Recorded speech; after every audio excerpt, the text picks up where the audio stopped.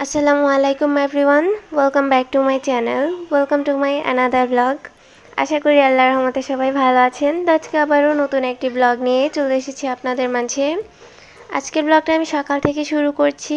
আর সকালবেলা আমরা নাস্তা করে নিয়েছি আমি, ইরাদ আর আমার হাজব্যান্ড।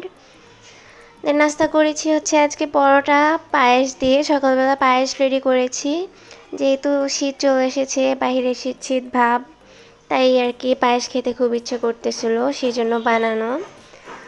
তো খেয়ে দিয়ে আমার হাজব্যান্ড তো চলে গিয়েছে, বাকি পায়েসটা আমি এই বাটিতে করে ফ্রিজে রেখে দিয়েছিলাম। আর আমাদের পরোটার মধ্যে একটা পরোটা এক্সট্রা রয়ে গিয়েছিল। দেন আমি চিন্তা করলাম এই পরোটাটা যদি থাকে পরে আর খাওয়ার উপযোগী থাকবে না, নষ্ট হয়ে যাবে, নষ্ট বলতে শক্ত হয়ে যাবে আর কি। তাই পায়েসটা বের করে নিয়েছি। এখন ইরাদার আমি এই পরোটা দিয়ে পায়েস দিয়ে খেয়ে ফেলবো। আর অলরেডি কিন্তু দুপুরের রান্না আমি করে নিয়েছি। আজকে পাট শাক ভাজি করেছি, দেন রুই মাছ ভুনা করেছি।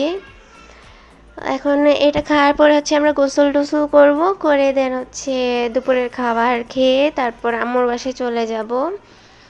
তো আম্মুর বাসায় যাব একটা কাজে, আম্মু বলতেছিল তাড়াতাড়ি চলে যেতে। তো আম্মু বলেছিলেন যে যে ওখানে খাওয়া দাওয়া করতে, বাট আমি যেহেতু সকাল সকাল রান্না করে ফেলেছি তাই খেয়ে ফেলবো, নাহলে পরে দেখা যাবে যে খাবারটা এক্সট্রা থেকে যাবে। বাসায় তো আর কেউ নাই যে এগুলো খেয়ে শেষ করবে। পায়েসটা কিন্তু ভীষণ ইয়ামি হয়েছিল, কারণ এটা আমি লিকুইড দুধ দিয়ে বানিয়েছি, সাথে পাউডার দুধও অ্যাড করেছি অনেকগুলা, এই জন্য হয়তো বা এটার টেস্টটা একটু বেশি ভালো লেগেছে, একদম ঘন ঘন ক্ষীর টাইপ। যাই হোক, তো এটা খেয়ে ফেলবো। আর আমি আজকে ভিডিওর শুরুতেই বলে নিচ্ছি, আমার ভিডিও যদি আপনাদের কাছে ভালো লেগে থাকে অবশ্যই ভিডিওতে লাইক দিতে কিন্তু একদমই ভুলবেন না। দেন যারা আমার চ্যানেলে নতুন বা চ্যানেলটি এখন পর্যন্ত সাবস্ক্রাইব করেনি অবশ্যই চ্যানেলটি সাবস্ক্রাইব করে দিবেন। আর আপনাদের ভালো লাগা ও মন্দ লাগা আমার সাথে কমেন্ট করে শেয়ার করবেন। দুপুরে খেয়ে দিয়ে চলে এসেছি। আমার হাজব্যান্ড আজকে তাড়াহুড়ায় ছিল, তো সে তাড়াতাড়ি করে খেয়ে নিয়েছে। খেয়ে নিয়ে দেন আমাদেরকে আম্মুর বাসায় ড্রপ করে সে আবার অফিসে চলে গিয়েছে। আর এখানে আমি আম্মুর সাথে একটু বাইরে বের হয়েছি। আম্মুর বাসার কাছাকাছি এখানে একটা বাসা খালি, যেটা আম্মু বললেন যে টয়লেট দেখেছেন। তো চিন্তা করলাম যে যেহেতু এসেছি একটু হাঁটাও হয়ে যাবে আম্মুর সাথে বাইরে, অ্যান্ড দেন বাসাটাও দেখে ফেলবো। তো আমার আম্মু কিন্তু মাশাল্লাহ অনেক সুন্দর। এটা রিসেন্ট আমি আমার 2টা ভিডিওতে আম্মুকে দেখিয়েছি, তো আপনারা দেখেছেন। অনেকেই তো বলতেছেন যে আমার আম্মুকে আমার মা মনেই হয় না, মনে হয় যে বড় বোন। তো আমার আম্মুর কিন্তু অনেক আর্লি এজে বিয়ে হয়েছিল। আর এটা মানে অনেক আর্লি এজে, আমার আম্মুরও আমার আব্বুরও খুব কম বয়সে বিয়ে হয়েছিল। আর অনেকেরই দেখা যায় যে জাস্ট মায়েরই কম বয়সে বিয়ে হয়, বাট আমার আম্মু আব্বু দুজনেরই খুব কম বয়সে বিয়ে হয়েছিল আর কি। তো ওখানে তাড়াতাড়ি বিয়ে দিয়ে দেয় ছেলে মেয়েরা বড় হতেই। একটু মনে হয় যে একটু যদি বোঝার বয়স হয় তখনই হয়তো বা বিয়ে দিয়ে দেয় এরকম। তো যাই হোক, আমার আম্মুকে নিয়ে রিসেন্টলি একজন একটা কমেন্ট করেছেন, যে কমেন্টটা আমার আম্মুকে আমার সৎ মা নাকি, দেন উনি কি আমার বাবার দ্বিতীয় স্ত্রী নাকি। তা আমি বুঝি না উনি কমেন্টটা করেছে কিসের ভিত্তিতে, সেটাও আমি আপনাদেরকে বলি। যে কমেন্টে লিখে দিয়েছেন যে দেখে মনে হয় বাবার দ্বিতীয় বউ। তো আমি ওনার এই কমেন্টের একটা জিনিস বুঝলাম না, যে আমার আম্মুর ফেসে কি লেখা আছে নাকি যে উনি সেকেন্ড ওয়াইফ।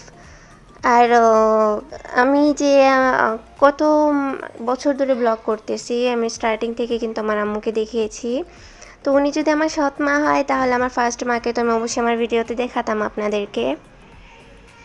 তো উনি এই কমেন্টটা কিসের ভিত্তিতে করেছেন আমি জানি না, একদম ভ্যালুলেস কমেন্ট। আর আমার মনে হয় কি এরকম কমেন্ট যারা করে তাদের মনে হয় খেয়ে দেওয়ার কোনো কাজ থাকে না, তাই যাকেই দেখি তাকে এরকম কমেন্ট করে দেয়।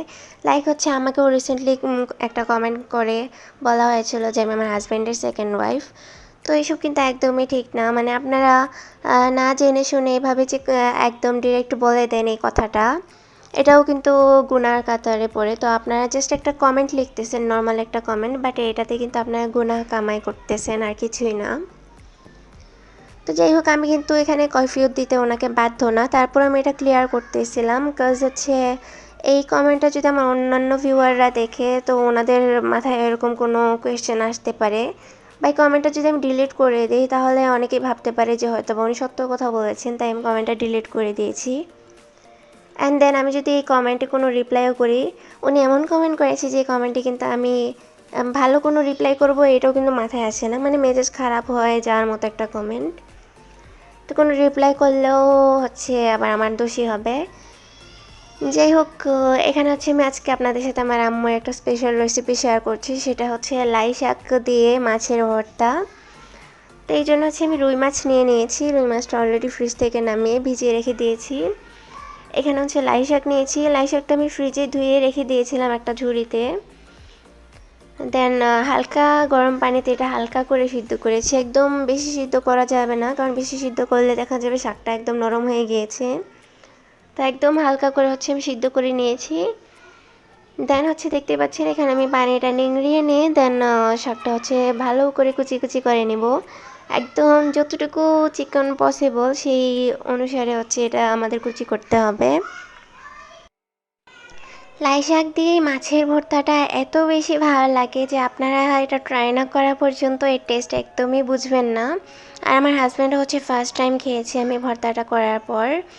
তো এখন আমি এই ভর্তাটা কেন করতেছি, আমি তো আপনাদেরকে বলেছিলাম আমার লাস্ট ভিডিওতে যে আমাদের প্রচুর রান্না করতে হয়, যে 2-3 রকমের তরকারি রান্না করতে হয় বা তরকারি বেশি করে রান্না করতে হয়, নাহলে শর্ট পড়ে যায়। কারণ আমাদের ভাতের তুলনায় তরকারিটা বেশি খাওয়া পড়ে। তো আমরা 2জন মানুষ হলেও কিন্তু আমাদের তরকারি রান্নাটা একটু বেশি মানে এক্সট্রা করতে হয় এই টাইপ। এখন মাছ ভুনা করেছিলাম, 6টা টুকরা করেছিলাম, আমরা 3টা টুকরা খেয়েছি। তারপর এখানে দেখেন কিছুই নেই, রাতে কিন্তু এটা দিয়ে একদমই খাওয়া যাবে না। আর শাক ভাজি করেছিলাম, শাক ভাজিরও কিন্তু এই বাটিটা পুরো ভরা ছিল, বাটি অল্প একটু রয়ে গিয়েছে। তো সেই জন্য হচ্ছে চিন্তা করলাম যে মাছের ভর্তাটা করে ফেলি, তাহলে রাতে একটু ভালো করে খাওয়া যাবে। তো আপনারা হচ্ছে এইভাবে মাছের ভর্তাটা কে কে খেয়েছেন লাই শাক দিয়ে অবশ্যই আমাকে কমেন্ট করে জানাবেন। আর যারা এখনও খাননি অবশ্যই জলদি ট্রাই করে ফেলবেন, আর ট্রাই করে অবশ্যই আমাকে জানাবেন কেমন লেগেছে। তো এখানে হচ্ছে আমি একে একে মাছ ভর্তা করার জন্য সব কিছু রেডি করে নিচ্ছি। তো পেঁয়াজ আর হচ্ছে রসুন কুচি করে নিয়েছিলাম, এটা আমি হালকা তেলে ভেজে নিচ্ছি। দেন হচ্ছে মরিচগুলি ভেজে নিচ্ছি, আর পেঁয়াজ রসুনটা হচ্ছে আমি হালকা অল্প তেলে ভেজে নিচ্ছি আর কি, একদম লাইট অয়েল। তো আর এটা ভাজা হয়ে যাওয়ার পরে আমি এটা নামিয়ে নিয়েছি। দেন হচ্ছে মরিচটা আমি তেল দিয়ে ভাজবো। তো ফার্স্টে এখানে হচ্ছে আমার ফ্রাই প্যানে হালকা তেল ছিলই, তারপরেও কিন্তু মরিচ যেহেতু এখানে একটু বেশি তেলটা হয়নি, তো আমি এখানে আলাদা একটু তেল অ্যাড করে দিচ্ছি। দেন হচ্ছে এইটা আমি ভালো করে তেলের মধ্যে ভেজে নেব। আর মুচমুচে করে ভাজা হয়ে গেলে তারপর হচ্ছে আমি এটা পাটায় বেটে নেব। বাটবো বলতে হচ্ছে গুঁড়া করেই নেব পাটার মধ্যে, একদম হাত দিয়ে করবো না। হাত আমার হচ্ছে স্কিনের মানে হাতের স্কিন প্রচুর পাতলা, হাতের কি আমার পুরো স্কিনই হচ্ছে প্রচুর পাতলা, তাই হচ্ছে আমি যখন মরিচ হাতে ধরি সেটা যে কোনো মরিচ হোক, কাঁচা মরিচ কাটলেও হচ্ছে আমার হাত প্রচুর জ্বালা পোড়া করে। তো সেই জন্য এটা আমি হচ্ছে পাটায় বেটে নেব। পাটায় বাটলে মিহিও হয়, দেন হচ্ছে হাতে জ্বলেও না, হাতে যেহেতু লাগে না। জাস্ট মাখার টাইমে একটু হাত দিয়ে মাখবো, আর এটা ছাড়া তো আর কোনো ওয়ে নাই, হাত দিয়ে মাখাতেই হবে।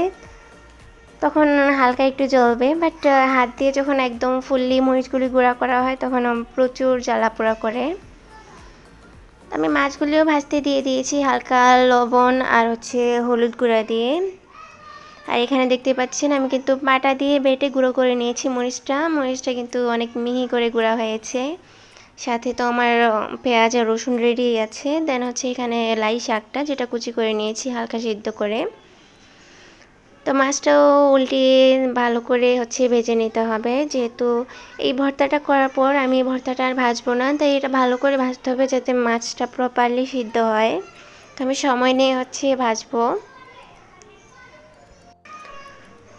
আমার মাছের পিসগুলো হচ্ছে ভাজা হয়ে গিয়েছে, এখন আমি এটা একটা বাটিতে নিয়ে নিচ্ছি।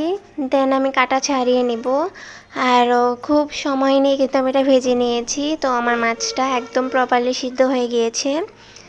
আর এখন হচ্ছে আমি যে শাকটা কুচি করে রেখেছিলাম এটাও হালকা করে ভেজে নেব। তো মাছ ভাজির যে হালকা তেল আছে এটার মধ্যে হচ্ছে আমি এই শাকটা ভেজে নেব। আর আপনারা চাইলে কিন্তু যেহেতু এটা সিদ্ধ করে নিয়েছি আমি অলরেডি এভাবেও ইউজ করতে পারেন, বাট আমার কাছে ভাজাটাই বেশি ভালো লাগে। তো আমার আম্মু হচ্ছে সিদ্ধর পরে আর এক্সট্রাভাবে ভাজেন না। তো ভাজলে কিন্তু টেস্ট একই থাকে, টেস্ট কোনো নষ্ট হয় না। বাট জাস্ট হচ্ছে মনের শান্তি, যেহেতু আমি এটা হালকা সিদ্ধ করেছি তো ভেজে নিলে হচ্ছে ভালো হয়। দেন এখানে হচ্ছে মাছের কাঁটাও কিন্তু ছাড়িয়ে নিয়েছি। আর এখানে মাছের চামড়াগুলি, তারপর চামড়ার মধ্যে হালকা করে মাছ রেখে দিয়েছি আমার বিড়াল চাবাবে, যেহেতু বিড়ালগুলি কিন্তু কামড় দিতে প্রচুর পছন্দ করে, তো কামড়ানোর জন্য মূলত হচ্ছে আমি এগুলি আলাদা করে রেখেছি। তো এখন হচ্ছে মাছের ভর্তাটা মাখিয়ে নিচ্ছি, পেঁয়াজ রসুন আর মাছ, দেন হচ্ছে মরিচ গুঁড়া মাখিয়ে নিয়েছি। আর মরিচটা দেখলাম যে একটু বেশি হয়ে গিয়েছে, তো বাকিটা হচ্ছে আমি একটা এয়ারটাইট কন্টেনারে রেখে দেবো, ছোট জারে। দেন এই পর্যায়ে এখানে আমি লাই শাকটাও দিয়ে দিয়েছি। আর দেখতে পাচ্ছেন ভর্তাটা দেখতে কতটা ভালো লাগতেছে। এখন আমি সম্পূর্ণটা হাত দিয়ে ভালো করে মাখিয়ে নেব। আর লবণ মরিচ দুইটাই কিন্তু আমি একটু টেস্ট করে চেক করে নিচ্ছি। তো যে কোনো ধরনের ভর্তায় কিন্তু ঝাল ঝাল বেশি ভালো লাগে, আর আমি এখানে ঝালটা ভালো মতোই অ্যাড করেছি। আর দেখলাম যে একদম ঝাল ঝাল হওয়ার পরেও আমার এই মরিচ গুঁড়াটা এখানে এক্সট্রা এতটুকু রয়ে গিয়েছে, তো এটাই হচ্ছে আমি একটা ছোটো এয়ারটাইট জারে রেখে দেবো। দেন আমার ভর্তা কিন্তু রেডি, আমি এটা একটা সার্ভিং বাটিতে নিয়ে নিয়েছি অলরেডি। আর ভর্তাটা কিন্তু দেখতে খুবই ইয়াম্মি দেখাচ্ছিল, আর এটা কিন্তু খেতেও ভীষণ টেস্টি হয়েছে। যেহেতু আমি লবণ টেস্ট করেছি অলরেডি, খেয়ে দেখেছি অনেক ভালো। তো অবশ্যই আপনারা এই ভর্তাটা ট্রাই করবেন, আশা করি আপনাদের কাছে ভালো লাগবে। আর আজকের ভিডিওটা আমি এখানেই শেষ করব। ভিডিও ভালো লাগলে লাইক দিতে কিন্তু একদমই ভুলবেন না। দেন যারা এখনও চ্যানেলটি সাবস্ক্রাইব করেনি অবশ্যই চ্যানেলটি সাবস্ক্রাইব করে দেবেন। আপনাদের ভালো লাগা মন্দ লাগা আমার সাথে কমেন্ট করে শেয়ার করবেন। আজকে এখানেই বিদায় নিচ্ছি, সবাই ভালো থাকবেন, সুস্থ থাকবেন, দোয়া করি। আমাদের জন্য দোয়া করবেন, আমার ফ্যামিলির জন্য দোয়া করবেন, যেন কারো নজর না লাগে আমাদের ফ্যামিলিতে। তো আল্লাহ হাফেজ, আসসালামু আলাইকুম।